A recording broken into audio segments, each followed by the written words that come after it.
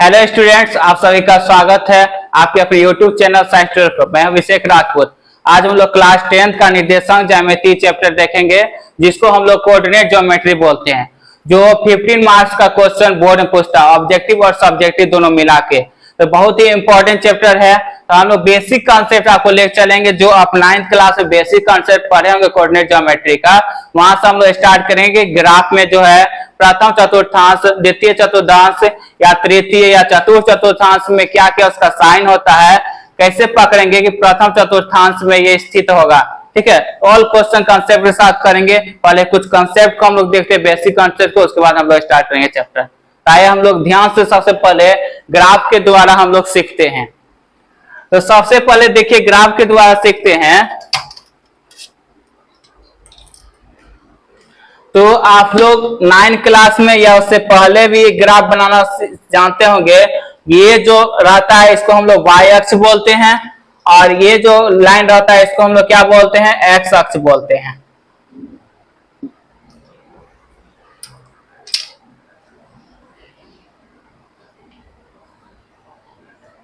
ये क्या हुआ, y अक्ष, ये होता y डैश अक्ष, ये हुआ x अक्ष, सॉरी x डैश अक्ष, ये हुआ x अक्ष। जो बीच वाला बिंदु है इसको हम लोग मूल बिंदु के नाम से जानते हैं, जहां पे x भी 0 होता है और y भी क्या होता है, यहाँ पे 0 होता है। इसको हम लोग मूल बिंदु बोलते हैं।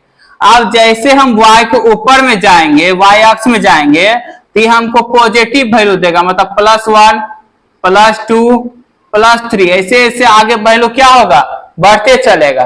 और जैसे y के नीचे हम जाते हैं तो ये निगेटिव वैल्यू देगा, -1 -2 -3। हम लोग इसका बायां साइड जाएंगे, लेफ्ट साइड जाएंगे x का, तो ये हमको निगेटिव वैल्यू देगा, -1 -2 -3। हम लोग कहां तक भी इसका वैल्यू ले सकते हैं, क्वेश्चन पे डिपेंड करेगा कि कहां पे दर्शाने के लिए हमको दे रहा है, उसके मुताबिक ये वैल्यू हम ले सकते हैं। तो यहाँ भी देखिए इधर क्या हो जाएगा, इधर प्लस वैल्यू होगा पॉजिटिव, +1 +2 +3।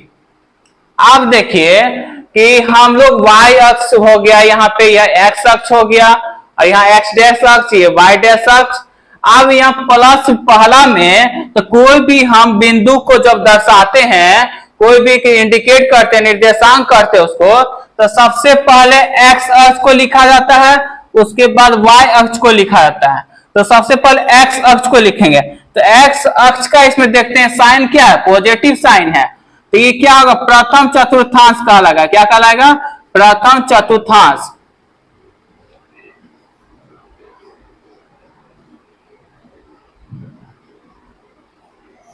ये प्रथम चतुर्थांश कहलाएगा। इसमें जो वैल्यू होगा इसका, ये पॉजिटिव है, x का पॉजिटिव वैल्यू, ये x का पॉजिटिव वैल्यू, y क्या है, पॉजिटिव। तो मतलब इसमें दोनों का वैल्यू क्या हुआ, पॉजिटिव पॉजिटिव हुआ।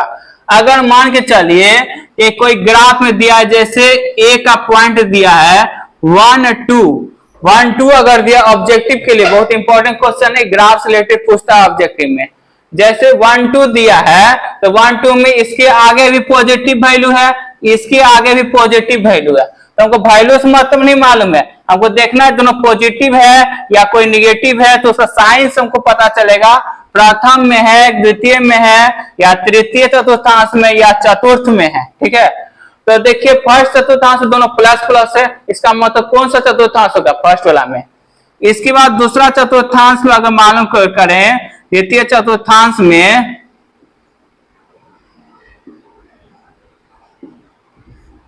तो इसका साइन क्या होगा, देखिए x का क्या है, प्लस, x का क्या है प्लस, y का क्या है माइनस, का साइन क्या होगा, प्लस माइनस। अगर किसी का प्लस, मान चलिए प्लस में है, इसके 2 का आगे माइनस दे दिए, तो कौन सा चतुर्थांश हो जाएगा, ये द्वितीय चतुर्थांश में हो जाएगा। इसके बाद तृतीय चतुर्थांश में आते हैं।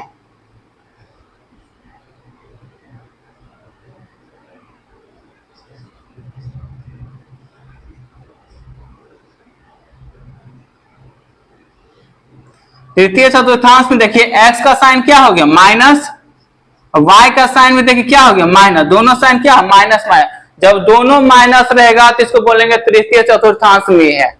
और उसके बाद चतुर्थ चतुर्थांश में आ जाते हैं।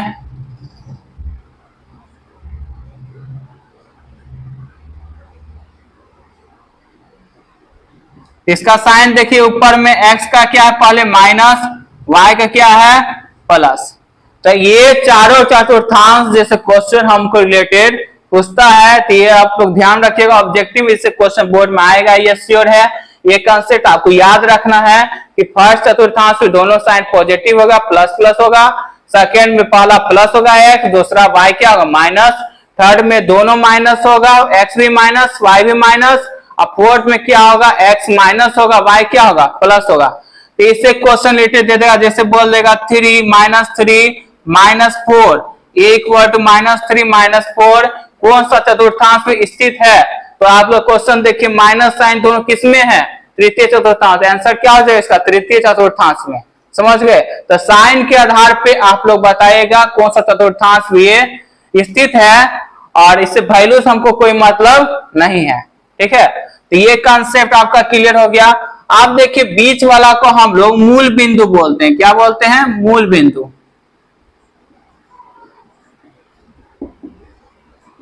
मूल बिंदु पे क्या होता है, x का भी वैल्यू 0 होता है, y का भी 0। इसको इंडिकेट करें तो दोनों क्या हुआ 0 0 हो गया मूल बिंदु पे।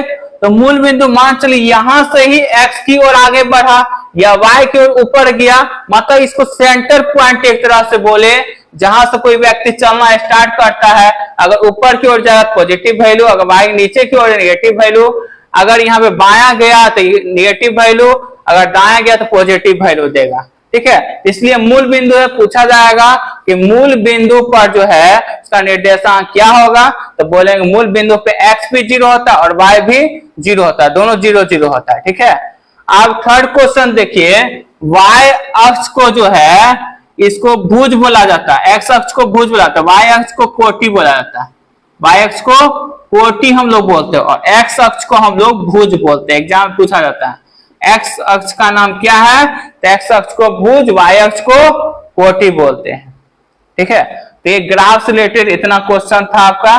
और जो है इसके बाद कॉन्सेप्ट हम स्टार्ट करते हैं, ये बेसिक कॉन्सेप्ट कुछ था, इसके बाद आगे हम लोग बढ़ते हैं।